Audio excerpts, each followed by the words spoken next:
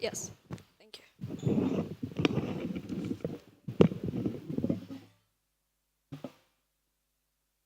Good evening, everybody. I'm Pradnya. I'm a student. I'm finishing up high school, and I'm also volunteering at Mohanam. It is an absolute honor to be among you all. I welcome you here. We're extremely happy to welcome you all today for this inaugural event of seminar series on Tamil connection to Asia and the world on behalf of Mohanam Village Heritage Center. Mohanam is a 21-year-old organization on a mission to create self-sustainable youth and women by unlocking their full potential through art, culture, and heritage. As part of this dream, we envision to connect our villages to the international community and reconnect locals to their own traditional knowledge. Cultural innovation without disrupting the beauty of social fabric using rural tourism, incubation, community engagement, social enterprise products, skill development, and by creating a platform for artisans to showcase their talents. Mohanam is a cultural and educational hub working towards cultural restoration, spiritual leadership, and changing the paradigm of experiential tourism, mainly driven by educating, empowering, and enabling the local economy through art, culture, and heritage. This seminar is an effort to educate mainly youngsters to learn about Tamil culture, its history, and its connection to Asia and the world. To bring the resources who have done extensive work in studying, researching, and teaching about Tamil connection to Asia and the world, there has been mainly a close cultural relationship between Indian Tamil people and Southeast Asia. Everyone will be conducting a seminar in this topic. Now, I invite Anand sir, Dr. Chella Perumal sir, Sam Vijay sir, Manohar sir, and Chun sir to light the lamp and inaugurate this event.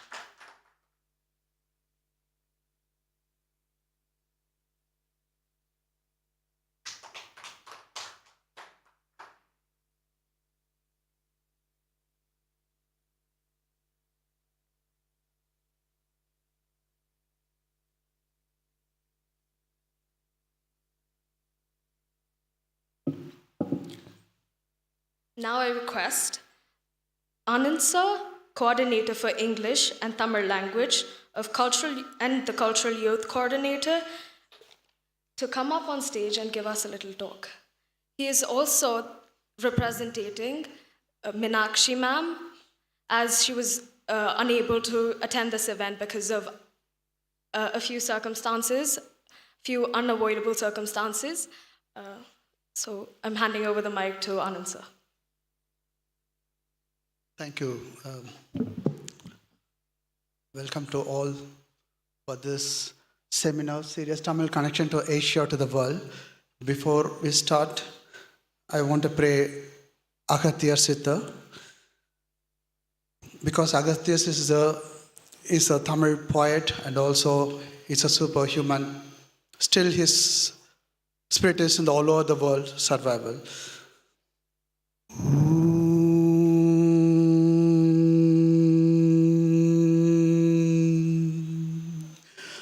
அண்டம் பிண்டம் நிறைந்து நின்ற அயன்மால் போற்றி, அகண்ட பரிபூரணத்தின் அருளே போற்றி, மண்டலம் சூழ் ரவி மதி சுடரே போற்றி, மதுர தமிழ் ஓதும் அகத்திய நீ போற்றி, மதுர தமிழ் ஓதும் அகத்திய நீ போற்றி, என் திசையும் புகழமென்றன் குருவே போற்றி, என் திசையும் புகழமென்றன் குருவே போற்றி, இடைகளையின் சுழிமுனையும் எப்பொழுதும் போற்றி போற்றி, குண்டலிக்குள் அமர்ந்து நின்ற குகனி போற்றி, குருமுனியின் தாளினை எப்பொழுதும் போற்றி போற்றி, போற்றி போற்றி, போற்றி போற்றி.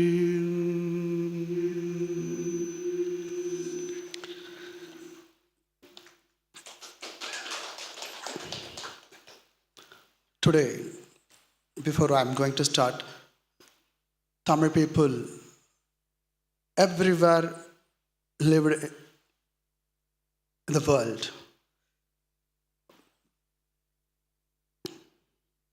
So today is April 24th. I want to read this in Tamil on behalf of Meenakshi. யாரை நாம் நினைத்து கொண்டு நாளும் தமிழின் சிறப்பை உச்சரிக்க வேண்டுமோ அவர்தான் தமிழ் தாத்தா உவே சாமிநாத ஐயர். அவரது நினைவு நாள் இன்று. பாரதி கூறினான், செம்பருதி ஒளி பெற்றான் பைந்தருவி கலை பெற்ற திகழ்ந்து, அங்கன் உம்பரெலாம் இரவாமை பெற்றனென்று எவரே கோல் உவத்தல் செய்வார், கும்பமணி எனத் தோன்றும் சாமிநாத புலவன் குறைவில் சீர்த்தி பம்மலுறப் பெற்றனில் இதற்கென்கோல் பெருவகை படைக்கின்றனரே. அந்நியர்கள் தமிழ் செவ்வி அறியாதார் இன்றமை ஆள்வேரெனும் பண்ணிய சீர் மகா மகா பாத்தியா எப்பதவி பரிசின் ஈந்து பொன்னிலவு குடந்தை நகர சாமிநாத தண்டனக்கு புகழ் செய்வாரேல், முன்னிவன பாண்டியனால் இருந்திருப்பின் இவன் பெருமை மொழியலாமோ.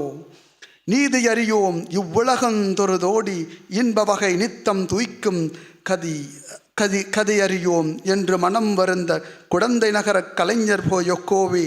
புதியமலை பிறந்த மொழி வாழ்வறியும் காலமெலாம் புலவோர் வாயில் துதியறிவாய் அவ நெஞ்சின் வாழ்த்தறிவாய் இறப்பின்றி துலங்குவாயே. அப்படி பாரதியார் தமிழ் தாத்தா அவரை பற்றி சொல்லியிருக்கிறார். தமிழ் தாத்தா இருக்கிற எல்லா நூல்களையும் இலக்கிய நூல்கள்லாம் செதஞ்சு போச்சு. அவர் எல்லாத்தையும் கலெக்ட் பண்ணி இன்று தமிழ் புத்தகத்தை படிக்கிறதுக்கு அவர் மிக முக்கிய காரணம். அவருடைய பிறந்தநாள் என்று. அது மட்டுமல்ல, டுடே இஸ் எர்த் டே, என்று பூமி தினம். தாய் மண்ணே வணக்கம், தமிழ் அமுதே வணக்கம். மேலும் மற்றொரு சிறப்பு என்று உலக புத்தக தினம். புத்தகங்களே நமது புத்தாக்கங்கள் என்ற நாளும் இந்த நாளாக சிறப்பாக கொண்டாடி வருகிறோம். இன்றைய நாள் மிக அருமையான Tamil connection to Asia, to the world, a serious Mohanam. And going to start this one. All scholars are here. We need your presence to continue this process, to take all over the world about Tamil literature, Tamil classicals. This all things we have to go everywhere to all the worlds. Thank you for giving us these opportunities. Thank you.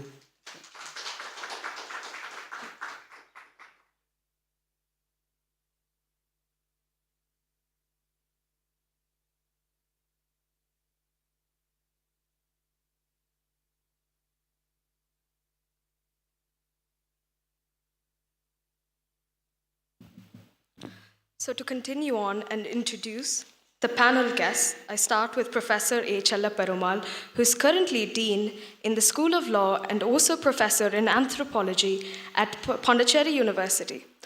He was heading the Department of Anthropology in Pondicherry University from 2007 to 2019, with a small gap of about 3 years in between. He was also the director and head of UMISAC, South Asian Studies, Dean of Student Welfare and Principal of Pondicherry Community College, PU Community College, before moving to Pondicherry University. He was working as a reader in the PG and Research Department of Folklore at St. Xavier's, Palayamkottai, Tamil Nadu, in which he was also one of the founding members. He has more than 34 years of PG teaching and research experience. He did PG and doctorate in anthropology from Madras University. He has done ethnographic research among tribes and peasants in South India. His research areas of interest are tribal law, caste, social stratification, tribal identity, anthropology of religion, ethnopoetics, ethnoscience, etc. 30 research articles and 4 books in anthropology and folklore have been published by him. He has successfully guided several MPhil and PhD students on varied topics, including that of this gender and children-related themes. He has completed 6 research projects on tribal folklore, ethnopoetics, ethnopharmacognostics, folk artists, folklore bibliography, social conflicts, and rock art sponsored by the Ford Foundation, UGC, ICFRE, FOSSILS, IGNCA, etc. He is a recipient of many academic accolades, such as the Folklore Fellows Associate Member, Visiting Associate, IIS Shimla, UGC Research Award, Fulbright Visiting Professor, St. Xavier's College Research Award, Kalaimamani Award from the Government of Pondicherry, the author of the best book, etc. NLC has awarded him for his overall contribution in the field of anthropology. He has also visited China, USA, Kuwait, and Finland for various academic activities. If we can have a huge round of applause for him. Moving on to introduce Sam Vijay sir. He is the Tirukkural Foundation, he is the head of Tirukkural Foundation International Mauritius, Tamil Heritage Foundation Germany, UNESCO Coordinator,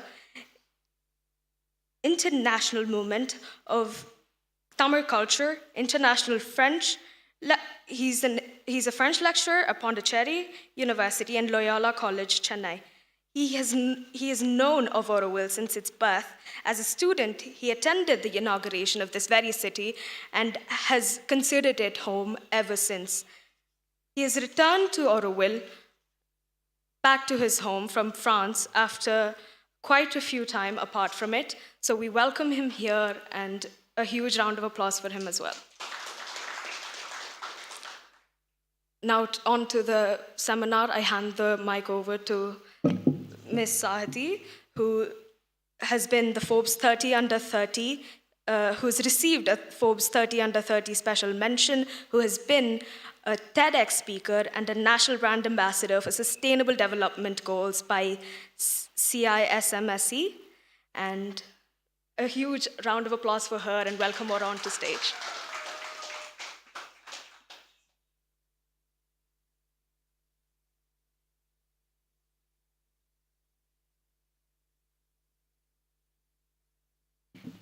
If Dr. Chella Perumal, sir, and Sir Sam Vijay can come onto the stage and take their seats.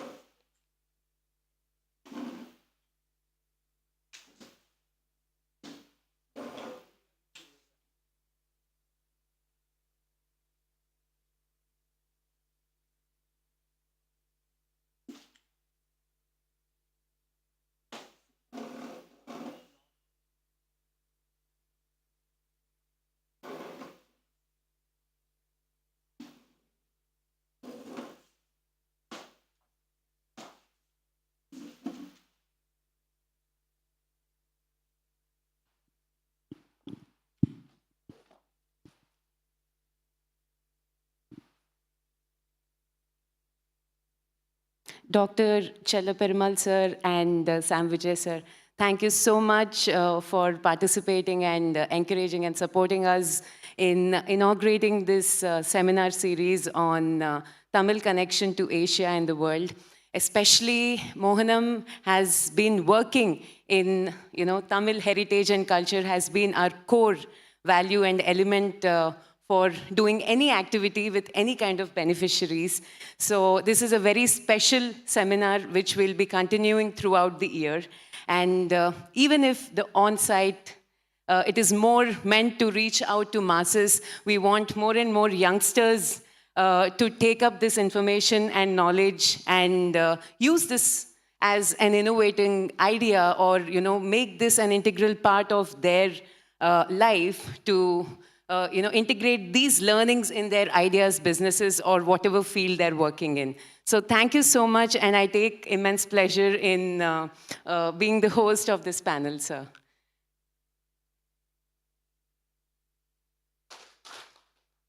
Sir, my first question is, what are the religious and cultural connection to Tamil Nadu with Asia?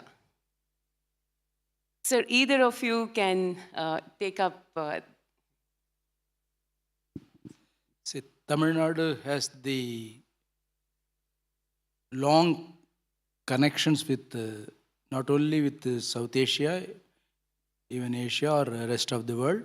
That connections, cultural connections. That cultural connections, when you say cultural connections, that historical connections in terms of polity, in terms of trade, in terms of commerce, in terms of religion, all relationship Tamil land has had with the rest of the world. That too, you see, Tamil culture or Tamil culture region is one of the important cultural regions or culture areas of the world, for the simple reason that it has the long continuity. Though there were civilizations in the world, but many of the civilizations you don't find now. They have become extinct.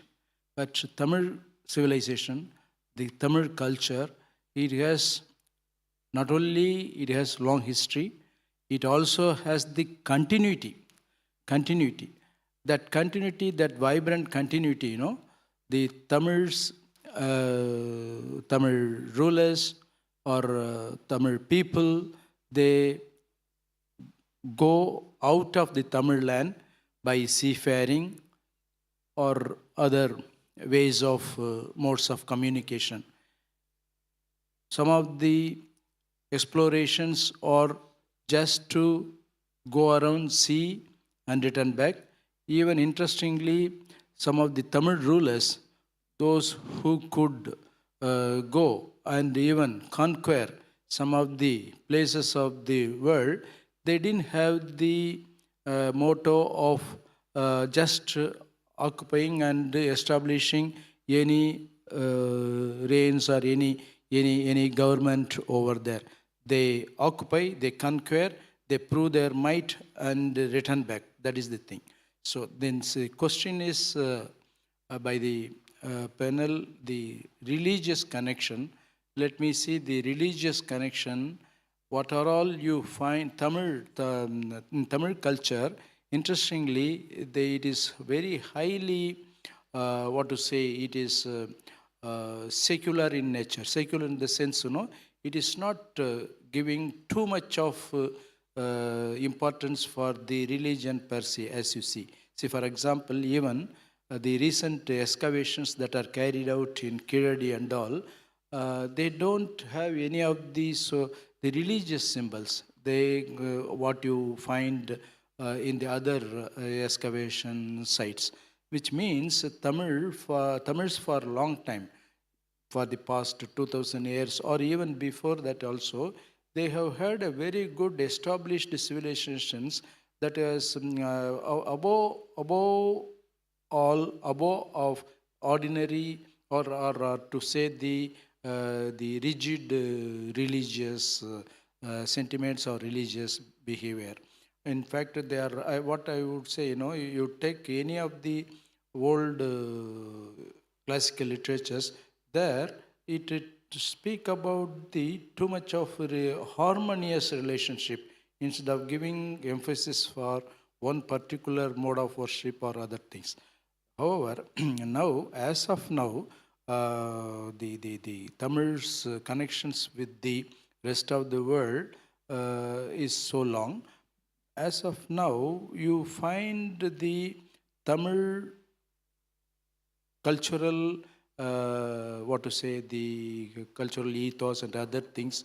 And when most of the time people, when they say culture, very often they give importance for the religion. I think probably that might be the reason for Sridhar to ask for the first question relating or finding out the religion of the Tamil religion with the other regions. Now, what I would say, what are all you find in Tamil Nadu now, whether it is the Muruga worship, whether it is Vaishnavite worship, or whether it is Mother Goddess worship, you have all the South Asian regions. The two things are that the Tamils who have migrated to the other parts, they heard two phenomena. One phenomena, they migrate, they go as immigrants, and they incorporate the cultures of that land, and they in fact they incorporate and assimilate in such a way that they even tend to lose their Tamil characteristics. But there are other groups of people, wherever they go, they retain their Tamil identity. They retain the Tamil identity means their even their caste affiliation or worship pattern, rituals, all these things they retain. And if that thing, if see for example, to a very ordinary statistics, if you go to Mauritius, you have 125 Lord Muruga temples. Singapore, how many Mariamman temples? And in Malaysia, you find the Thaipusam festival every year. What are all the religious festivals or worship patterns you find in Tamil Nadu now? You find it in almost all the places, even in US also or Canada, wherever you go. The people they establish the religious structure or temples, whatever it is. And interestingly, and those people who are in diaspora situations are much more I would say good or effective in following the principles and practices when compared to the native land. Vaishnavite temples, Saiva temples, or folk deities worship, all these things, what are all you find, you find as a replica in the other places also. But wherever they are, there will be some influences of that region also. See, for example, if in Malaysia, there will be influence of Chinese, there will be influence of Buddhists, there will be influence of other things. And most interesting thing is in Cambodia, you find the temple built by Chola, and that temple is considered to be the biggest Hindu temple of this world. You don't have even Srirangam Periya Koil in Tamil Nadu, it is considered to be the biggest temple.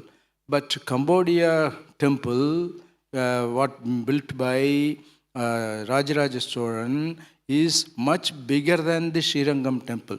So this way of religious links you have, and that links, it is more or less a replica. It is in consonance with the host culture. That is the thing. It is not rejecting. In fact, instead of adapting new things, they want to retain the earlier things. That is the thing. Some canons. See, for example, if there are some canons, that canons they wanted to retain, so that they can retain their Tamil identity. That's things are there as far as I know. Since you asked the question in the religious line, this I want to say, but Vijay also can contribute. Sir, thank you so much. It also answers two more questions that could you explain the relationship between the Tamil Indians and the Southeast Asia in specific? Also, what are the cultures influenced by the Tamil culture across the world? It kind of also answers these two questions. And sir, a question for you. When did the migration start, to where and why?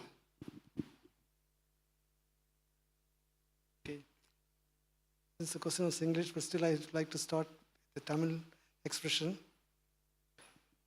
Speaking about Tamil travel overseas, there's a proverb in Tamil called Thiraigadala Odiyum Thirayum Thedu. That means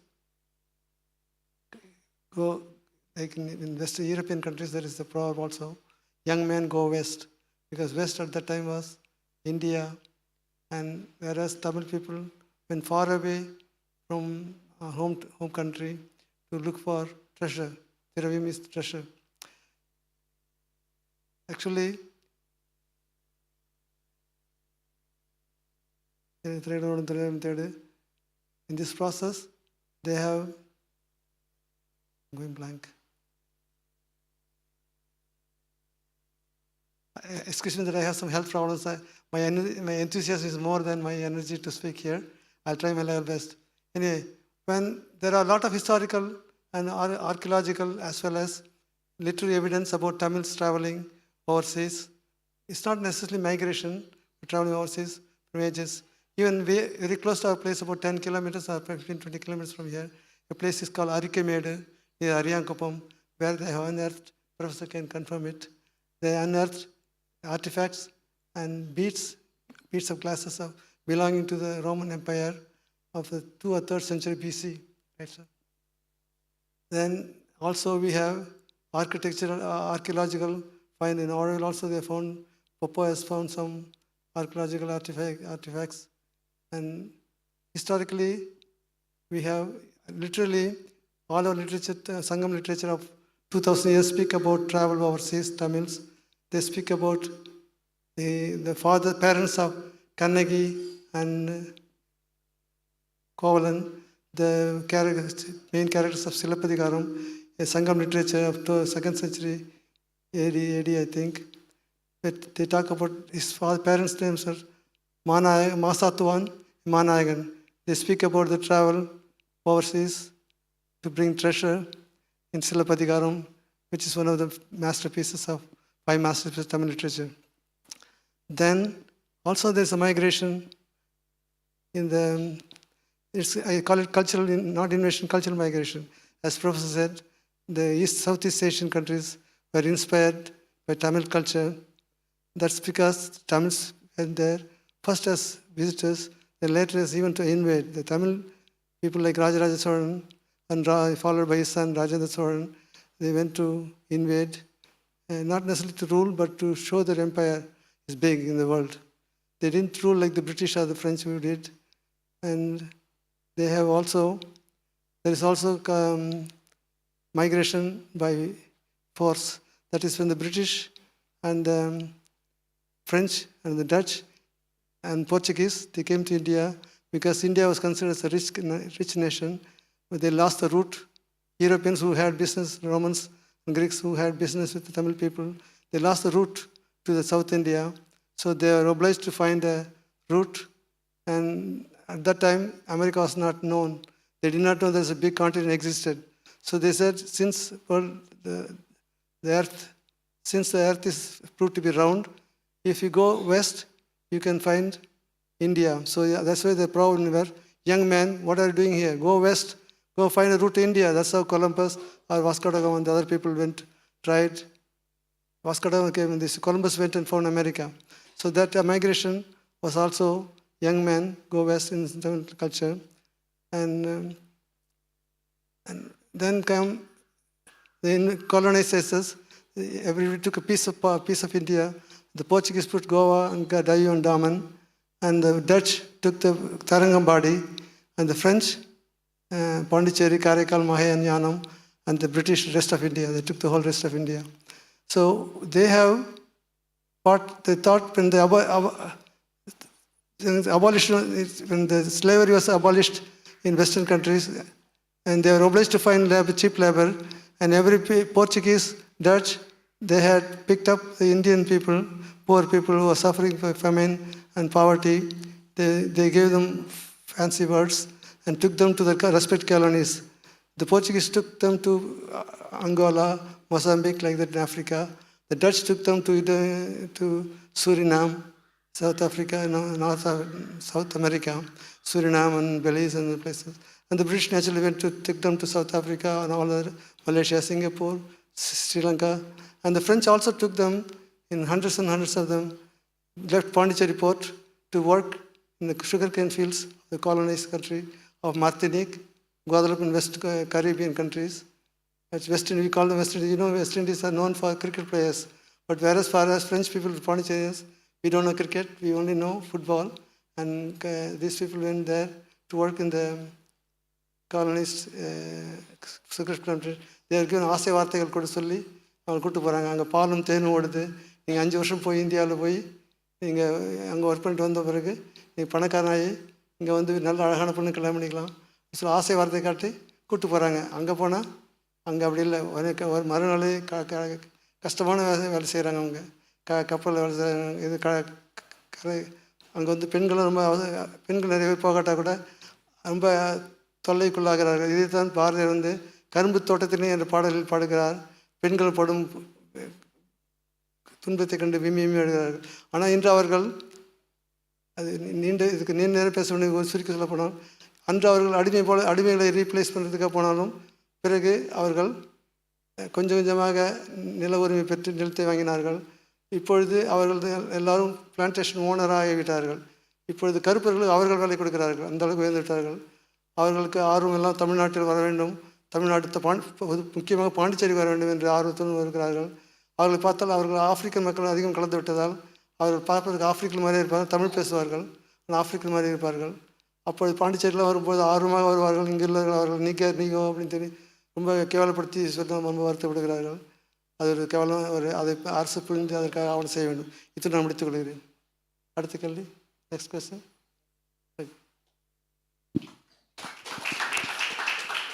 Thank you so much, sir. What is special about Tamil culture? How old is Tamil culture and how was it traced? How was it traced? So the specialty of the Tamil culture, first its age, it's old. In addition to that, in the contemporary culture, see kinship structure or kinship system, what you find among the Tamils, including the other South Indian communities, is very, very unique. The classifying the relatives as affines and consanguines. Not only that, and the number of kin terms, presence of number of kinship terms, both the descriptive and the classificative terms, if you have a survey of kinship terms of all the languages in the world, you find more kin terms, different kin terms in Tamil language. The terms, each and every kin term is related to a particular status and role. See, if you call somebody as father is a status, and that person who is having the status to perform certain roles as a father. So keep that in mind. If there are about 300 or 400 terms even now, it is more or less in work, though it is getting reduced very fast. And that is one thing, which means the Tamil community is close-knit community. Not only that, it also has the mechanism of remembering the relatives, both in the ascending and also in the descending order. There are terms to refer to the forefathers of about 4, 5, 6 generations ago, and also the great-grandchildren of 5, 6 generations down the line. So that the thing is, I don't want to elaborate. The kinship pattern is one of the most important thing. It is unique about the Tamil culture. Because many times in the contemporary situation, because of too much of universalization, globalization and all, you don't find the uniqueness of the individual cultures. but outwardly you may not find. In manifested form you may not find, but in the latent manner, and also as cultural ethos, each and every culture has its own uniqueness. It is our duty to find out what it is. Then the other thing is the Agam Puram classification, the dual classification which is in the minds of the Tamil people from the prehistoric time to down the line, even in present condition.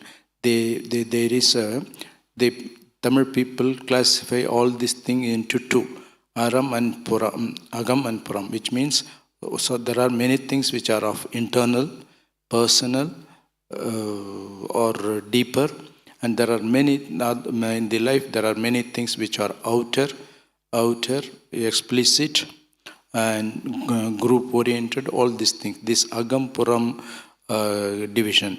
Another thing, the third thing, the love and the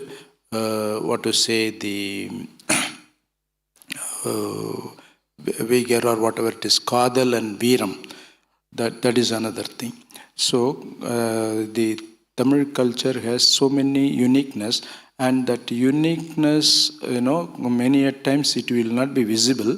You only have to infer, and it will only visible only in the contextual manner. You cannot make a rule book, chart book. These are all the factors of Tamil culture and all. Say for example, among the Tamils there is a concept of anbu or love. What you find in the Western societies, the concept of love is different. What you find among the Tamil people's concept of love is entirely different. There are about about 40-50 different terms more or less related to the term love, anbu, but those terms are not like a thesaurus words for the equivalent terms for a particular term. Not only it is just terms. If you really observe the day-to-day life of the people, you would find it is operating in the relationship, in the joint family, or a family with the neighbor, or neighbor with the village community. All these things, it is operative, which means it is not simply contractual relationship. What you find in the modern society is different, because Tamil society is loaded with long history, and without even knowing, they are practicing those things. To cite, I can to elaborate the thing, because many learned audience you are here. There is recently one book by Notes on Love in Tamil Family by Margaret Trevick. If you read that book, you will understand the kind of relationship the Tamil people have. It is beyond the contractual relationship, beyond the economic relationship, all these things. So like this, the Tamil cultural patterns, you cannot simply list out 1, 2, 3, but if you happen to have the interaction, you would find they are distinct. Though they may not, I won't call they are different, they are distinct. And also there are some of the things, they are little bit of emotional. The people, they are emotional also. They are emotional, and many a times they express outwardly, but not necessarily you have to take what all they express is 100% truth. But at the same time, I'm not telling that Tamils are hypocritic, but that is a different thing. And they are emotional. They, in fact, they would kill themselves or kill himself for the sake of a particular actor. He will not kill himself for the sake of his own family, but if if his leader was arrested, he will immolate himself. The party worker, he will immolate himself. And so that type of self-immolation, or the suicidal activities for the sake of non-relatives, for the public thing, so which means to gain the prestige. I would even say it is not the accurate prestige, some kind of hypocritic, emotive things are there. See, for any culture, you cannot simply say, you can't create a charter that you have to understand. You only have to, comparatively, you will be able to understand the cultural uniqueness. But all the cultures will be sharing many commonalities also, no doubt about it.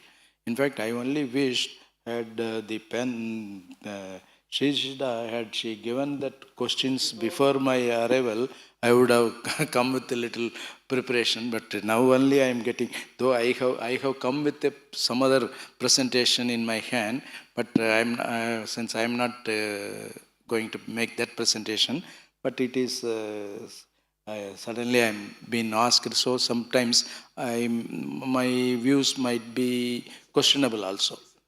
Yeah, so you that it, yeah. It is true panel and sudden panel.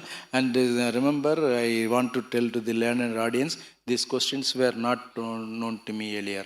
Now only I'm also the other questions also. I am eager to know what is the question. Little tensed also. Thank you. Sir, sorry for making it a true panel and an extempore. Yes, yes, yes. Sir, as we were talking about how Mohanam is specifically working towards the development of youth and helping them unlock their full potential through various activities.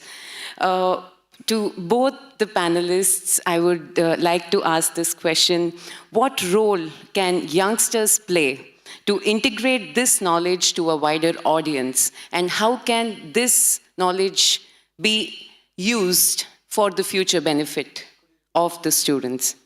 What role can youngsters play to integrate this knowledge to a wider audience and in their daily life and in the solutions they bring to the world? So I am aware of the activities of the Mohanam quite some time. I myself have associated with some of their activities. The question what Sahiti Devi is asking is very, very important. How is that? How the youth is to look into these Tamil cultural ethos, all these things. It is, my only humble suggestion, don't get away with the so-called modernity. You have the modernity, nothing wrong in that. But you also have the all rich cultural traditions which are highly scientific in nature. It is because they are old, don't think that they are not having any scientific base.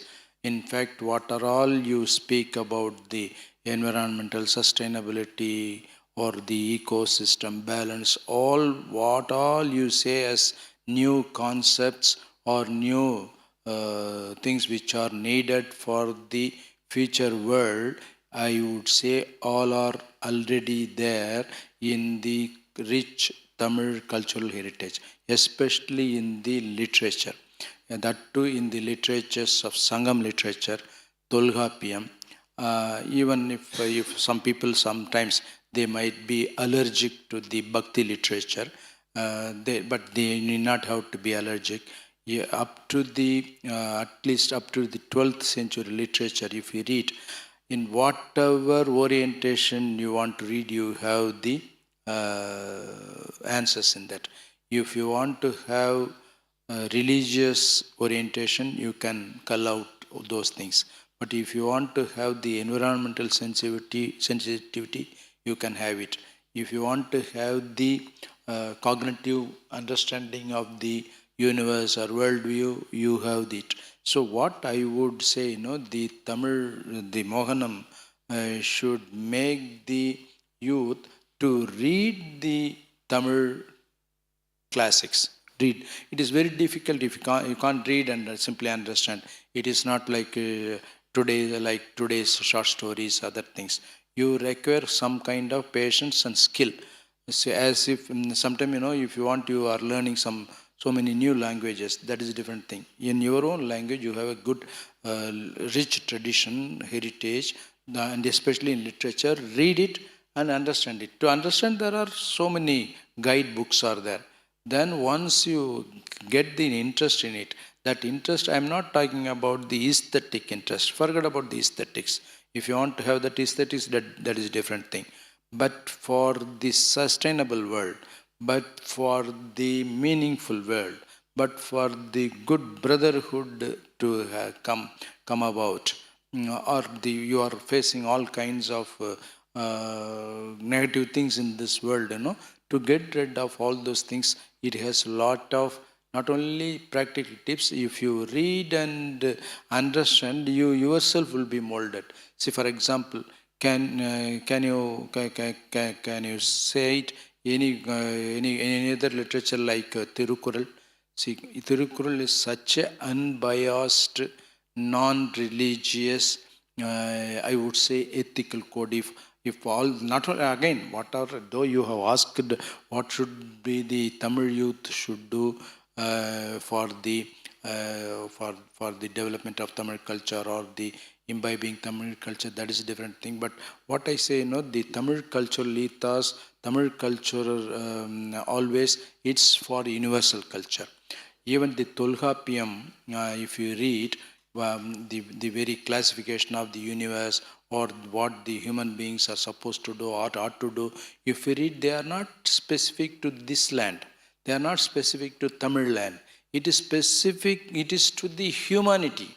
So that is, Tamil culture, it highlights, it's for humanity.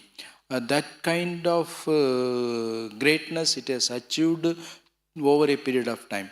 I can also say, there are almost all the cultures, whether small or big, whether it is tribe or caste, you go and ask the origin story or origin myth.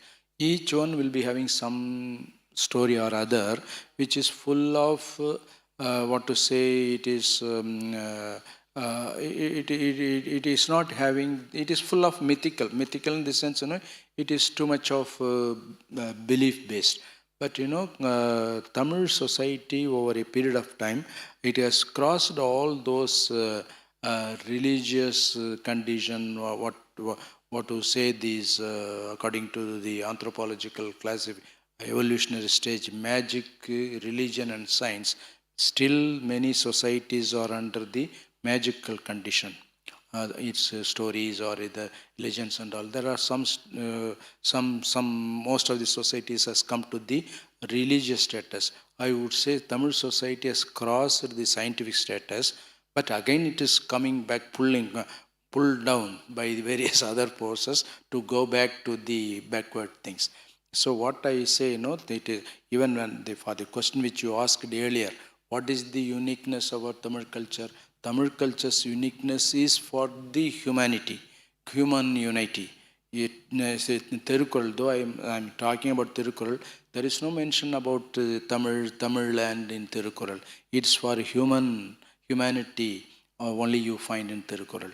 You take for the Tolkappiyam or Sangam literature, the land, 5 land classification of the land and classification of the moods, classification of the ecosystem, everything, it is for universal thing.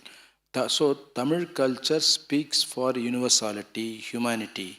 That is the greatness. That should come into the minds of the people, Tamil people, and they should spread that thing, not to get parochialized intentions or activities. So if you read Tamil literature, you are becoming more and more human. If you propagate Tamil literature, you are becoming more and more for human unity. If you follow the Tamil literature, you are for the future sustainable world. That is what I say. You may look like ideal thing, but if you want to check whether my statements are true or not, read the literature. Though almost all the literatures are available in translation also. Translation also it is available. Still, most of the translations are going on. So have that feel. unfortunately, Tamil was never been supported by the states, governmental support. Even though I am talking about Rajaraja Chola and all, no, they were also only propagating the Sanskrit only. From time immemorial, Tamil is the only language not supported by the state. Always, even there were Tamil kings, there were Tamil rulers, there were Tamil emperors, but they didn't, for them, Tamil was not a state language. It is always the people's language. Tamil thrives only on the basis of its strength, by nobody's patronage. Whatever difficulty it faces, it will strive, it will live long, because it has lived for about 3,000, 4,000 years. It has the ability of crossing over the coming days also. Thank you so much, sir. Sir, I would like to know your views on what you would like to advise, or what are your thoughts on what youngsters should do to integrate this knowledge and the history into the ideas they bring into the future. For this question, I need to go a little personal. My own story, probably. Not being so egocentric, I'd like to say. You are in a place, the most wonderful place in the world, Auroville. There's no other place like this. It's a place of unending education, Mother said, because every day you learn something new here. And I know about Auroville in the newspapers in the 67, 68.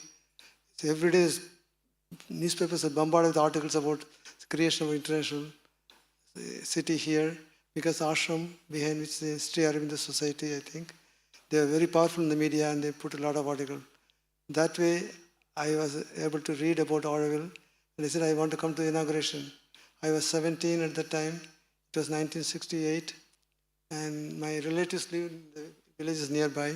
So I came the previous night and stayed there, and came very early morning to see the bonfire and the ceremony of putting the 125 countries' sands in the urn. That was very it was very moving for me, and I said, this is a place I want to be in the future. So my future was set there. And later, when I finished my college, I did my master's in French language and literature. I was offered a post in lecturing in local colleges, but I refused to take the lectureship. I came to Auroville as a volunteer, even though they didn't need me, but I stayed here for nothing, for no salaries, just a food and few paisa for a day to spend. That's all. That was how I sacrificed a job of 1,000 rupees a month at that time. Because I want to be here, I want to learn here. There's no place like this, I should say, like Auroville. I have visited over more than 50 countries. I have lectured in many universities and colleges in 3 continents. But this is my home. And I have to say something more about this place also. I came here not for the real spirituality of Auroville, but for me the spirituality hung on the unity of human beings, of international people, international cultures. I thought this is a place where all the cultures unite together and try to find a common goal of spirituality. It is through the languages, through the culture, sharing of everything that we will come back. So I have also inspired by one another person who is called Taninaya Adigal, who is a Catholic priest from Sri Lanka. He studied, excuse me, I need to be a little longer, is that okay? Okay. He studied English, refusing to study Tamil, because in Sri Lanka when he was a student, he studied only English because he wanted to be an English writer. He wanted to be a journalist. But the parents thought otherwise. They sent him to Trinity College, something like that, to train future Catholic priest in the priesthood. So he did his doctorate in priesthood and he became priest. And he came to Tirunelveli. At the time, the Catholic mission was Tirunelveli, South India, and Sri Lanka is the one. So he got a job as a teacher in Vadakkankulam, and he started teaching science and language. He was assistant headmaster. At the same time, he's a priest. Practically, mainly he's a priest. So he's going to teach, do a mass in the church. So when he went to preach to the church, everybody laughed at him. Why? Because he spoke such a funny Tamil. Nobody wanted to understand. So he felt so ashamed. He's Tamil, he learned to learn Tamil first. So he hired 2 teachers. One for Tirukular, as he mentioned. It's a universal book without mention of caste and religion or your language, I used to say. And another one is Tolkappiyam. Tolkappiyam is one of the earliest literatures nowhere found in the world, which explains not only grammar, but also the way of life. These two things he read, more and more read, about 2 years he is reading it, and he was so surprised, all he learned in 5 years in Italy, Rome, in Greek language and Latin language and Hebrew language and Yiddish and all old language, and German, Spanish and French. He could speak 12 languages fluently, but he said there's nothing equal to Tamil. He realized there's nothing to Tamil. So he wanted to, I'm saying this, he's also, I'm moving in his footsteps, that's why I'm saying it. As a youngster, so anyway, I'll finish the story. So he learned so much. One day he meets the Vice Chancellor, Raja Sir Annamalai Chettiar in Colombo, Sri Lanka. Sir, I want to learn Tamil. Would you admit me in your college? At the time it was called Meenakshi College. Annamalai University was mainly created to propagate Tamil language. Later it became a large institution. So I said, Raja Annamalai Chettiar said, okay, you can join there, you'll give direct admission to B.Lit, which is, it's like a MA at the time, I think 5-year MA course, B.Lit and M.Lit. He was allowed to wear the Christian fatherhood. He was not allowed to stay in the student's hostel because he was 36 years old at the time. And he stayed in the guest house of Annamalai University and studied there. And he was a classmate of my uncle, great uncle. And he was also a classmate of Nedunjeliyan, who at the time was called Nedunjeliyan is a DMK leader next to Anathurai. And he was a classmate of my uncle. And he was a classmate of Narayan Swami, that is modern alias Nedunjeliyan, and also Madhya and Anbaragan. And this way I was influenced by him. But when he came to speak, then he decided to propagate Tamil language, and he created the first Tamil World Conference, and he conducted it in, he wanted to do it in Chennai, but he could not do it. He did it in Malaysia when he was a professor. Then he did a second one in Chennai, the very glamorous celebration that Another put in, where you have all the 12 sculptures of poet in Chennai, is in that time only. Third one he did it in Paris, and that way he propagated Tamil throughout the world. Something that I was inspired, when I came to speak in Annamalai University, I learned his speech passionately, I heard his speech passionately. I said, wow, he had been to more than 50 countries. In America alone, in 1 year, he went to 200 universities, spoke about Tamil language and culture. Nobody else, and everybody speaks about Tamil language and its history and everything, but nobody has done anything to, and Oral is a place where you can do that also. I'm becoming weaker and weaker, okay. So anyway, so I attended this meeting. I was inspired, and I am older, I will be like that. Then Oral helped me to find the way that I finished my, and at the age of, I came to Oral when I was 25. Then I worked here for 5 years in various capacities as teacher, as social worker, as a weather station meteorologist, and alternative agriculture technology, agriculture, organic farming.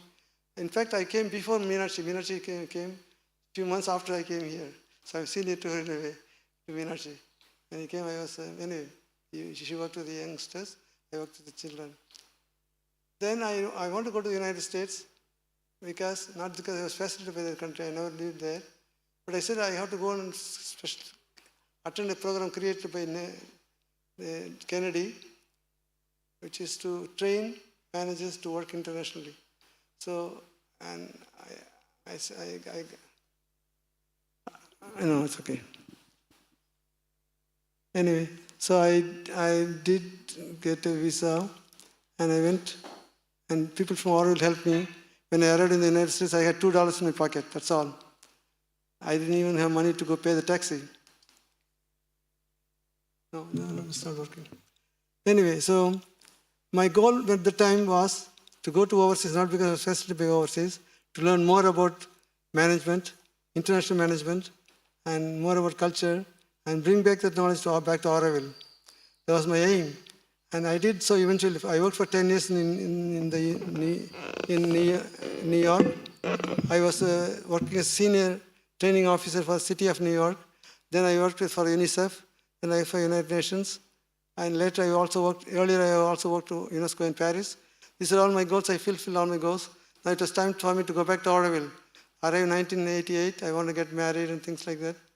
So I like New York, America, as well as France, as well as Auroville. How do I sacrifice myself?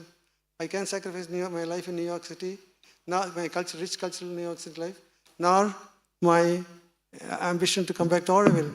So I proposed to one of the organizations at the time. It's called Miriam Hill Center in New Hampshire. I know some of them know it. Miriam Hill Center, I told them I want to back to Auroville. I have a project.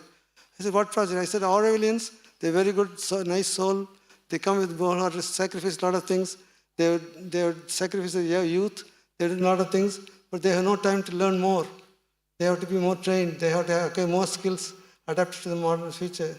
And it was me, a Tamil boy was telling the people how to educate Aurovillians. It will never be accepted, but I made it accept because I did an evaluation.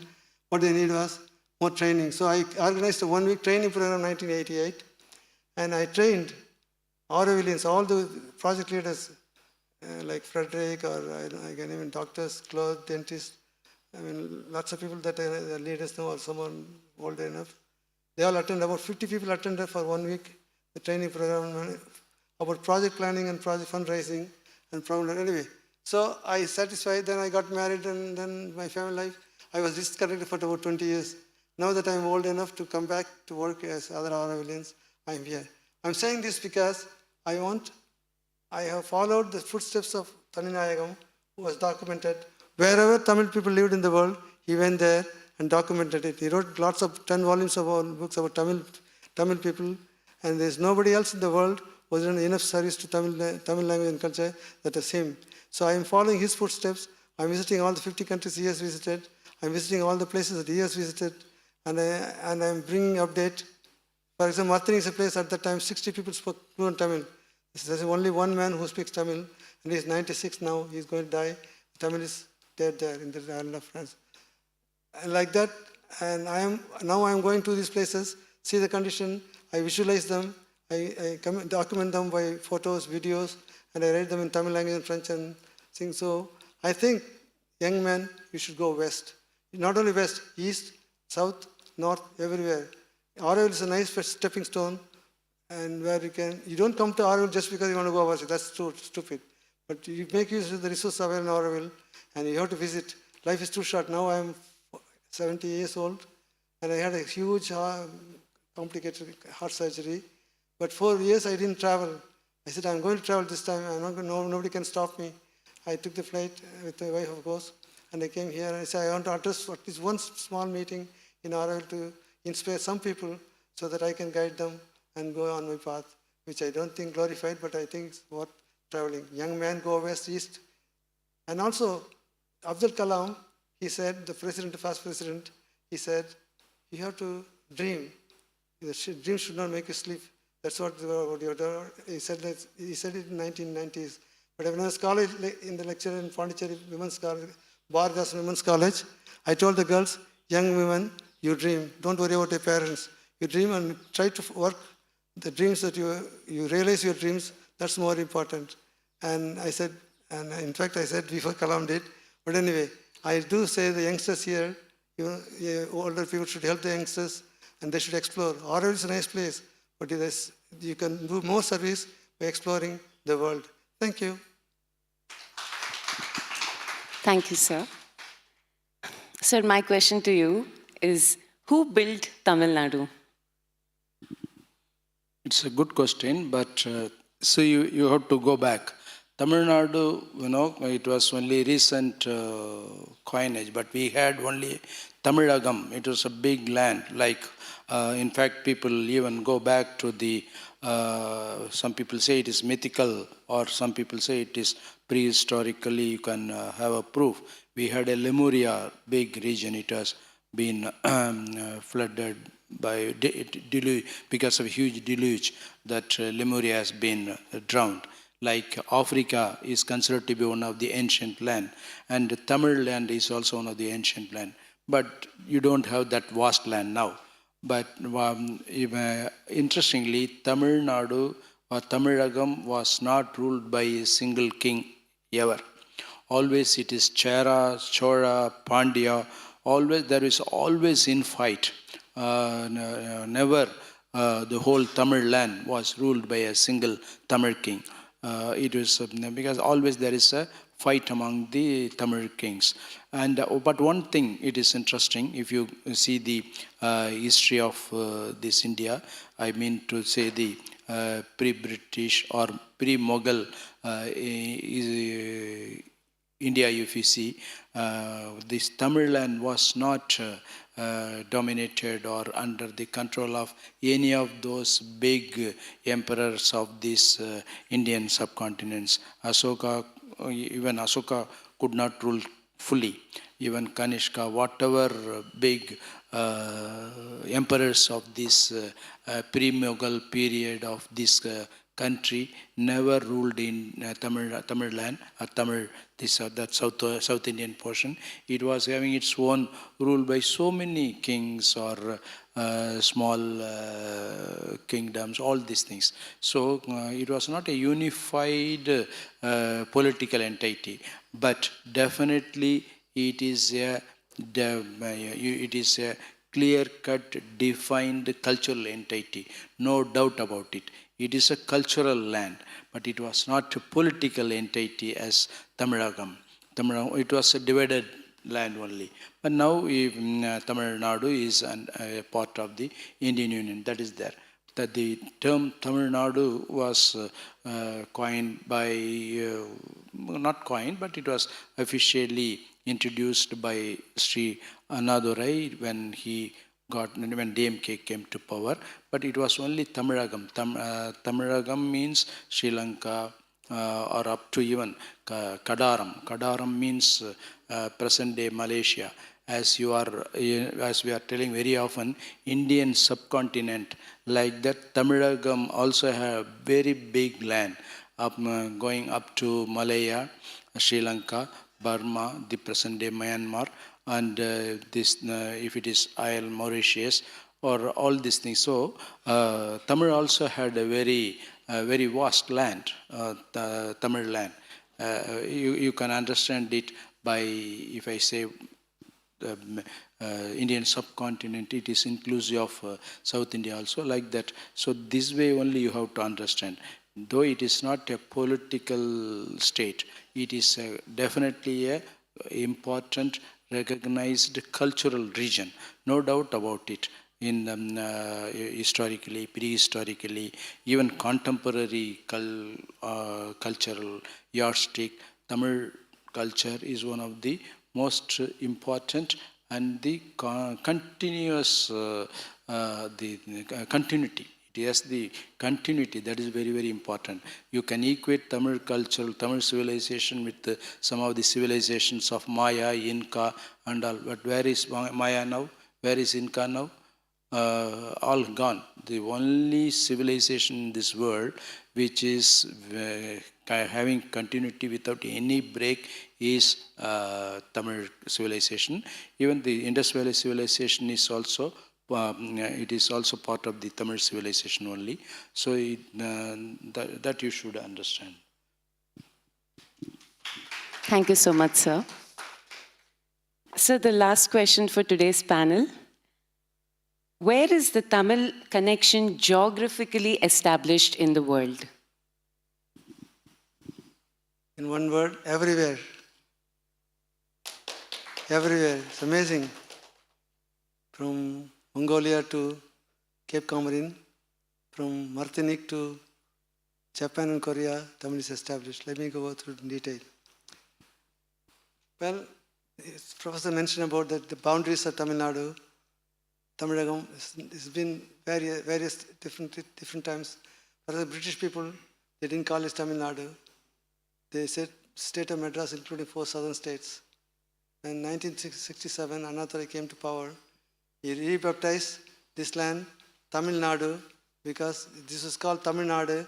In the 2000 years ago in Sangam literature, they defined the boundaries of Tamil Nadu from Tirupati, Vengadam Mudal, Tenkumari Ayeduthu, Tamil, Parandu Pajan,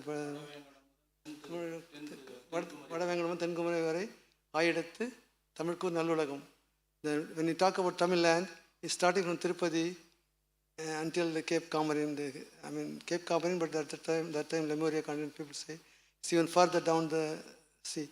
Because the sea was encroaching the land, and I was a child, 7 years, 8-year-old. I know Pondicherry sea was about at least a kilometer away. The sand was there. Now, just reached the city. So imagine in my lifetime of 50, 60 years, the water has come down to 1 kilometer. Imagine about 10,000 years, 15,000 years, 40,000 years.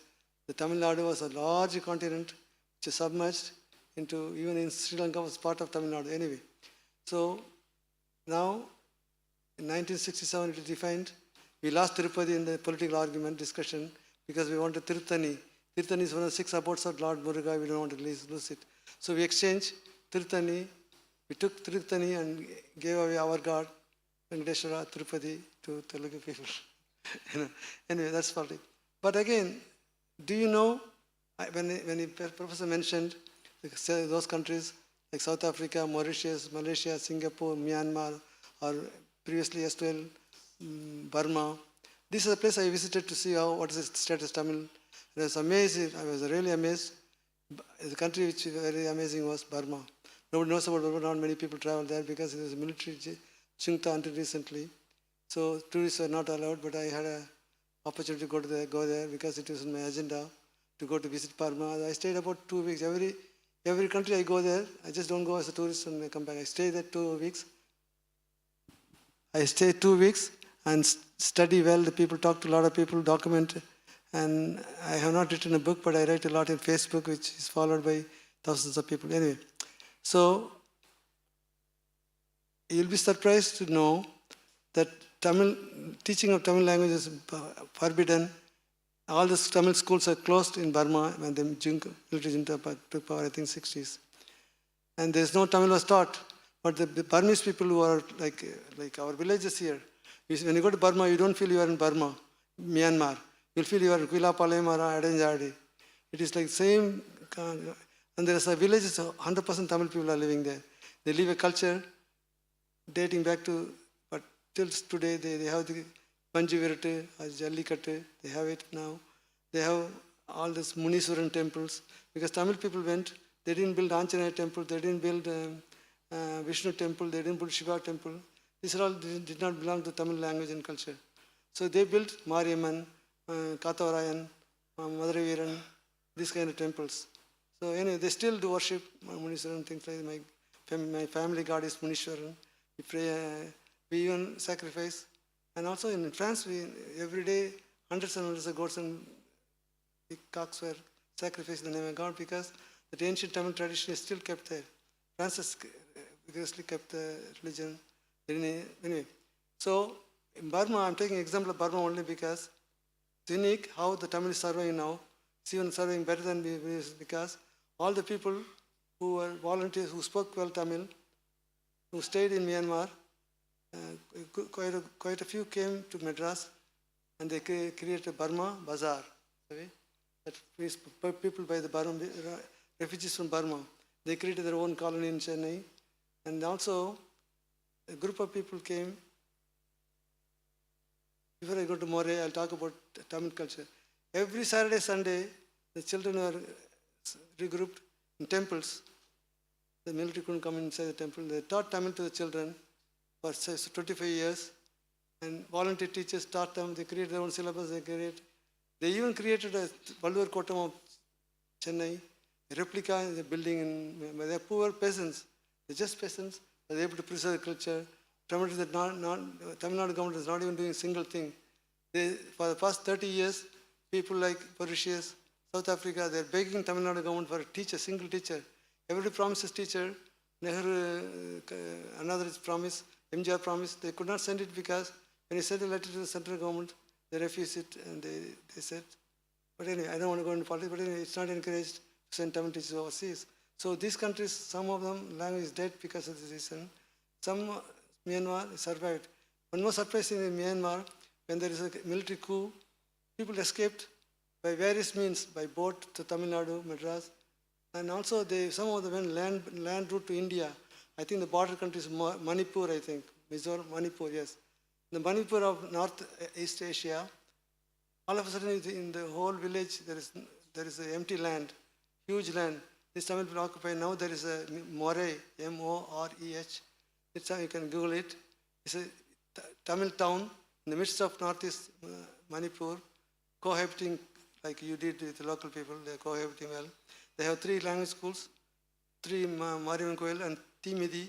Fire walking is still practiced in Mizoram, India. So we have pocket of land which is Tamil Nadu in northern Manipur. So our limit is not that.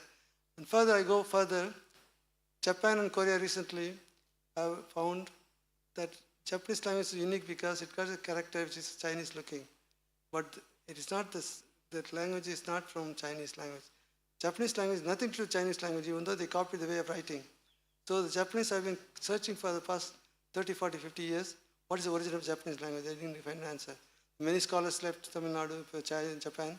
And one of the scholars is called Professor Ono. I met him in UNESCO in Paris, 1980. He did a tremendous amount of research. First he went to China, he said no. Then he went to Korea, he said no. Then he went to Tibet, no. Mongolia, no. Then comes to South Kalinga, Orissa. He found traces of Tamil language, traces of Japanese language in that Oriya language. Then he came down to Telugu, more so. And when he came to Tamil, he was surprised. Hundreds and thousands of words, Tamil words are in Japanese language. And he made lexicon, a library, dictionary of, and he wrote a lot of articles accepted by the Japanese. You ask any Japanese, your language origin, I say Tamil, yes, they will say. Because that's what they saw in television. They have television bombarding every day, news that Japanese language is from Tamil. Says, Professor, you go Google it, Tamil connection to Japanese language. You'll Google it, you'll find out. Or Professor Ono, O-N-O, you find out these things. And now recently my friend, Narayan Kannan, who lived 35 years in Germany, then 15 years in Korea, he was surprised why people, a lot of words, Tanni, Pullu, Appa Amma is okay because many languages are Appa Amma. But he collected about 500 words of Korean language, origin from Tamil language. You go to YouTube and search Japanese language and Tamil language. You'll be amazed how many Koreans speak and Americans speak, a lot of interviews. And it's being proved that there is I'm going to say surprise one more thing. There are 1/3 of the Korean population, South Korean population, even North Korean, believe their ancestors are Tamils. Why? Because there is one lady at that time, Tamil lady, her name is, escapes me. Say it again, sir. Yeah, one of the, I don't know if she told her, but she went on a travel mission. It must be so because they're the opposite. The Japanese, unlike the Roman and Greek sailors, they had big ships. They go a long way in the sea. Tamils had small ships, and they had small padage. So they could not travel longer. So they always went Tamil Nadu, Madras, Chennai, Visakhapatnam, Puri, Orissa, Bhubaneswar, Bengal, Burma, Malaysia, Singapore. So they always touched Philippines. They always touched the border. One of this port was Korean port. There he landed and stayed there. But she married the Prince of Korea. So the Tamil lady, or Prince of Korea, fell in love with the Tamil lady and married. And their descendants are now, they do the same thing, they have the same language. And still debated because when they say there is a lady from India, and they thought about Ayodhya. So some people are saying she's from not Tamil Nadu, she's from Ayodhya, from North. And they started, Korean government offered a huge amount of money to build a sanctuary in Korea. So Indian government gladly accepted because they didn't care whether it's, India is one country, it's okay, wherever it is. They accepted, they created a monument. But whereas Tamil scholars like, not me, but my friends are fighting to establish the very truth. So to say Tamil is not only here, if you go somewhere like, 20,000 miles from here, put a small island like Martinique or Guadeloupe, it's a French-speaking countries, they don't understand English nor cricket, and they speak Tamil to you. ஓரம் தோட்டத்திலே ஒருவன் வித்தான கத்தரிக்காய், ஒருவன் போட்டான கத்தரிக்காய், காசுக்கு 2 விற்க சொன்னான், காசுக்கு 2 விற்க சொன்னான், வெள்ளைக்காரன், காகிதம் போட்டான வெள்ளைக்காரன். I repeat again. ஓரம் தோட்டத்திலே, சொல்லுங்க. காசுக்கு 2 விற்க சொல்லி காகிதம் போட்டான வெள்ளைக்காரன், வெள்ளைக்காரன் பான வெள்ளி போனோம், வெள்ளைக்காரன் பான வெள்ளி போனோம், வேடிக்கை காட்டுதான் சின்ன பொண்ணு, வேடிக்கை காட்டுதான் சின்ன பொண்ணு. He's supposed to be around Pondicherry area, only in this area. And imagine 10,000 people in Martinique sing this song. Tell them how, because Pondicherry went there and they thought it's a religious song. Actually, it's not a religious song. It is a song, actually, there's a peasant villager planted aubergine, eggplant, கத்திரிக்காய் வெள்ளரிக்காய் போட்டான உரம் தோட்டத்தில் ஒரு போட்டணும் ஒரு தோட்டம் cultivator aubergine is eggplant, கத்திரிக்காய். Okay. I don't know the song, brinjal? Yeah, anyway. So, but he received letter from the Vellakaran white government, the British or the French, to what price he has to sell. That means the price was fixed in Paris and London for Indian farmers at what price he can sell his produce. That is the colonization. That brought them, they tax so much, they want to discourage production in Indian agriculture, thereby creating an artificial artificial famine, because the agriculture could not afford to cultivate anymore because it costs more to what they get. So they didn't have food to eat because they take some of the food to eat. And they could not have money, they could not sell rice because the price nobody wants to buy. So that way they become poor and famine set in. That way the colonizers like British, French could recruit these people, take them to work as not slaves because the word slavery is abolished at 1835. So they used a different word, indentured laborer or uppanta kuligal, laborers under contract. Actually, it's an old wine. No, it's an old kalle, toddy, in the new pot. So they say, pazhaya kalle, pudu mandela pazhaya kalle. So instead of using the word slavery, they disguised, assimilated, in other words, and they brought thousands and thousands of them to the shores to work, and they given false promises of richness. But what they saw was poverty, difficulty. Even though temperature and climate is same, the French or the British people forced them not to follow the religion. They have to practice Christianity. You know how they did? They only admitted children who were baptized. In order to baptize, you have to do catechism. So that way they could eliminate Tamil children getting the education. But religion, they couldn't stop it because the Tamil people, they just put 3 bricks, 3 செங்கல்ல பட்டை போட்டு புள்ளி குங்குமம் வச்சு சாமி மாதிரி ஆக்கி கும்பிட்டுட்டு then they bury it. They make 3 bricks of bricks, decorate as some kind of god, and pray it, and then bury it in the sand. Bury it in the sand. That way they practice language. Anyway, they kept the tradition, the language. And now Tamil is spoken in these islands, all over West Indies. Even in Jamaica, you can find somebody still speaks Tamil. A lady from Tanjavur gives an interview in Trinidad. He speaks Tamil. So Tamil has no boundaries. Tamil is everywhere. Tamil is everywhere. Thank you. Thank you so much, sir. Thank you to both our panel guests today for joining us and giving such beautiful information. I hope that we can continue this collaboration and we bring in more people as a part of this seminar series and take it forward year along. And may many people benefit from this and many youngsters integrate this into the future ideas. Thank you so much, sir. Yes, sir.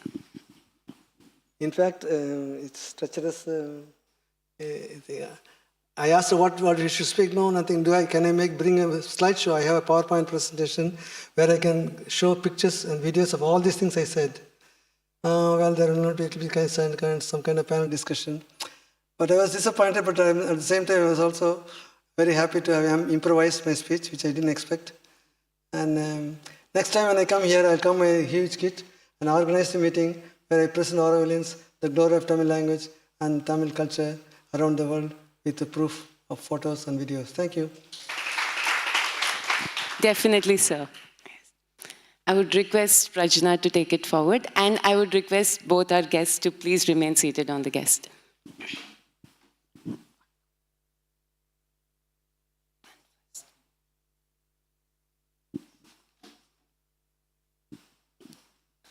I'd like to invite Mr. Balasundaram and Mr. Selvaraj onto the stage to felicitate the guests.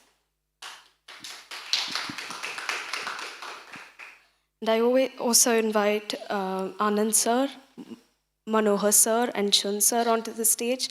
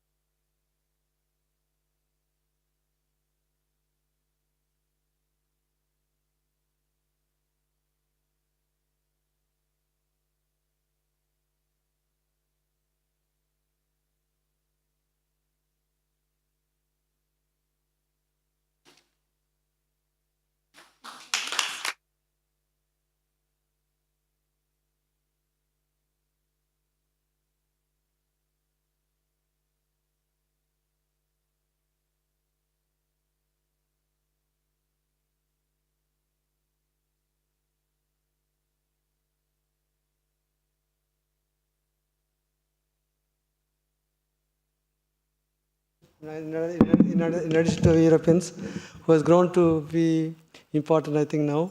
And he came and also visited me in New York City. He ate our food, South Indian food, after a long time.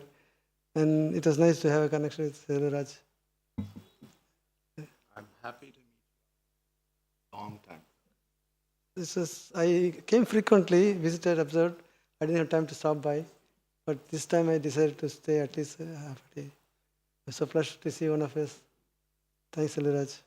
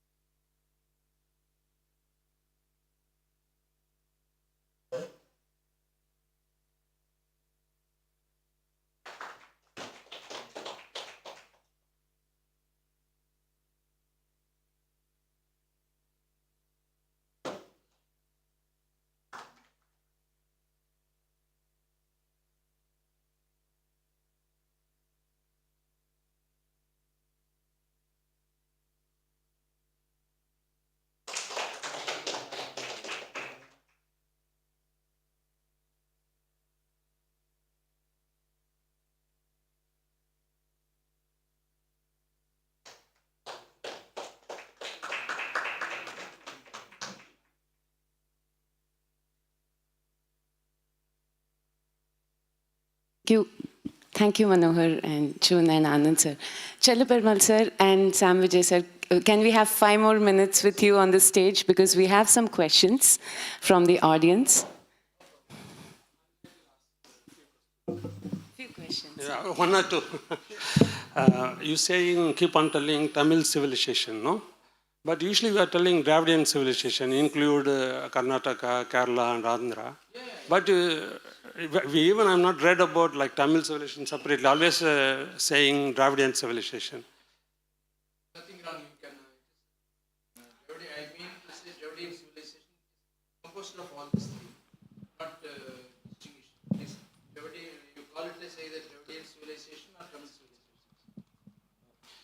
Yeah, you are absolutely right. And it is some call it as Dravidian civilization, some call it as Tamil civilization. It is when you say Dravidian, it denotes the what to say the racial, the people. When you say Dravidian, it indicates the people and also the language family, the common language family. When you say Tamil, to make you understand the present day context, to specifically say that too, the Tamil, it is on the basis of the language Tamil only, that Dravidian family, Dravidian land is identified. So it is more or less synonymous, not to see any contradiction between Dravidian and Tamil. It is one and the same. So one more question. Yes. I'd like to add something. Yeah. Tamil and French language have got a lot of similarities. They have both academies. French people have Tamil academies only 300 years old. Our academy goes back to 3,000 years old. So, And another thing is, French people are the great civilization in Europe. They're unique, they're independent, they're nothing to do with English or other languages. Distinct. They resisted even Roman empires. Like that, Tamil people are also distinct. So you can say Dravidians, fine. Like French people can say European. A Frenchman is a European, so he belongs to European civilization. But he never give up his Tamilness or his Frenchness. He'll say, are you European civilization? No, I am French civilization. So that way, Tamil is compared to, if Dravidian is compared to European civilization, not the Anglo-Saxon, which is Norway, Sweden, is Latin origin. So they consider Tamil as unique, and that is nothing political. It's just linguistic, historical, how people felt about. So Tamil, one European director walked away from the room, even though he spoke very well English, because the French members of parliament spoke a few words in English. That means they love the language. Tamil people is unique people in the world who love the language. In this process, they may go across some extremes, but not to mention Tamil. Why should not Tamil be called a Dravidian language? Dravidian language is a European language. French is unique, its own history, its own literary values. Tamil is likely so. Thank you. Thank you for your explanation. One more question, sir. You said Tirkural, everybody knows it's a Podumarai, but still there is many research work is going on. Everybody claiming it's Shainavates or Vaishnavates, even Jainism also claiming. But we cannot totally negotiate. Yeah, it's only, it's not talking about religion or it's not talking about any God. It's true, but still scope is there. So what your thought about it? You are right, because it is so good and it is having all that universal ideals and all. Each one wants to own for themselves. Jains claim it is their text. Vaishnavite claims that it is their text. Saiva tells that it is their text. Christianity tells it is their text. So even Islam tells. So from this you should know the greatness of the text, because it is good. Everybody wants to own it. So we need not have to go into the debate of it is really whose ownership or who owns it, or whether True is Christian or Saivat and all. It is meaningless. But see the content. In the content, it is everybody has that appeal. Everybody wants to have the ownership of it. Because see, if there is something is good, you want to have it as if it is your own. If it is bad, you would say, no, it is not mine. Because it is very good, everybody wants to own it. You understand that? Yeah. So one more question. You said that Tamil language is thrived by the people itself, not with the passionate of the kings. But we studied many things, even in the literature. These three major kings, Chera, Chola and Pandya, they contributed too much to the... No, they must have contributed, but they have not patronized Tamil. They have patronized other languages only. That was the sorry state of affairs. Chera, Chola and Pandya, they are Tamils. They are Tamil kings. But they have not patronized the Tamil language. They have patronized other languages. What is the reason for that, sir? Because they felt somehow that that kind of what to say, with the Sanskrit was considered to be the divine language and the Tamil was considered to be the people's language. So kings, they felt divinity is greater than the people common. It is not a good attitude, but they didn't do much good. At the same time, they didn't abolish, they didn't do any harm to Tamil, but they didn't patronize Tamil as a court language, as a holy language and all. They were patronizing something else. That's what I say. But they are not that they are opposing Tamil, because after all they are Tamil, they are Tamil speaking kings. Okay. And you said also one more, in the Tamil family there is a unique love is there. It's a conditional love or unconditional love? So different kinds of love. It is not one kind of love. That's what I'm trying to say. Multiplicities of love. Even the love itself has some kind of anger. The love itself has some kind of hate. All these things. What I want to say, love is such a, that is what, only one concept has been taken.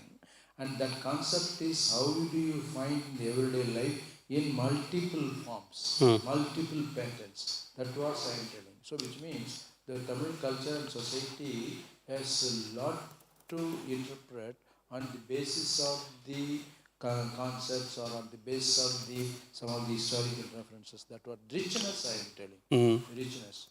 And one more thing which really makes me, another question it is, you said that we are very good in keeping the kinship thing, but surely even we don't know like the two generations before who are there. So what methodology they follow to keep that names? Like you said, 5 generation up and 5 generation down. Yeah. So what methodology they make it to record that names? That is because it is by the kinship obligations, kinship prohibitions, kinship proscriptions, by the systems of marriage and the systems of inheritance, they have maintained all these things. But it is becoming weak and weak. In fact, now you don't even have the joint family. You don't even have in the families more than one child. Then there is no scope for the different kinds of kin terms to be used. So it is changing. Because the life, the Tamil culture, in the rituals, in the festivals, there were scope to exhibit, to perform the persons of different kinship roles to perform. And those things were all, it is getting ready to see. If it is a marriage, it is expected that the persons belonging to some kin roles have to perform certain thing. If it is in all the life cycle ceremonies, those kinship relationship will be exhibited in public. Even those who are not kin will see, oh, this man is the relative, this man is the mother's brother, or this lady is the sister's sister, something like that. Though there were occasions, the kinship used to be exhibited in physical relationship in the ceremonies and festivals and life cycle ceremonies, which is also weakening now. Okay. So last question to Sam, sir. Sorry.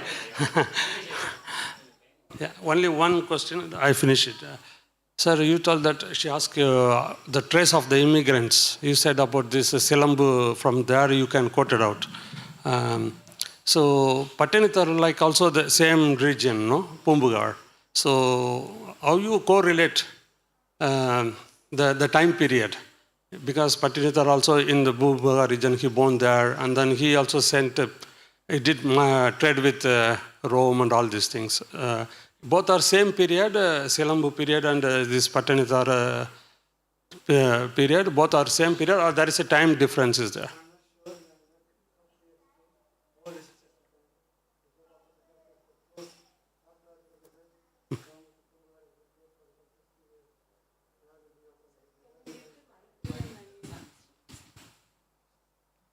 There is a buried city near Pumbuhar, which was unearthed by a British man, I think. So, but he was not given permission to continue his research.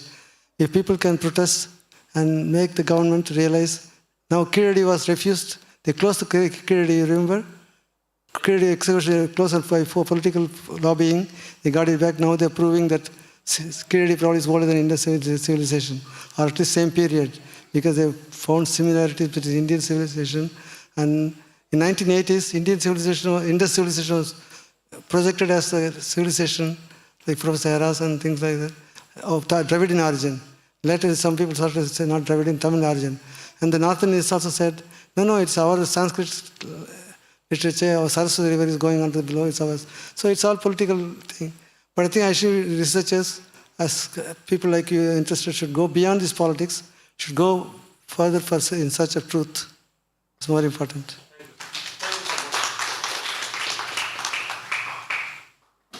Thank you, dynamic lady.